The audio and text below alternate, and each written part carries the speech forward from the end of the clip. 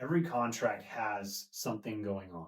I could count on one hand probably the number of times you got a home under contract and there was like a set it and forget it basically. There's one where we're dealing with kind of what's called a VA amendatory clause, and there's some language in that that has been adjusted in the recent past, but having to kind of in that particular case we smooth it over because in that amendatory clause it says in the event that there's a low appraisal, the buyer would not be obligated to proceed, but the buyer wants to proceed regardless of what the appraisal says. Well, there's a line item in there that says, hey, that could, the buyer could walk away, but that would be in conflict with how we've kind of intended to construct the offer. So we had to have a workaround on that.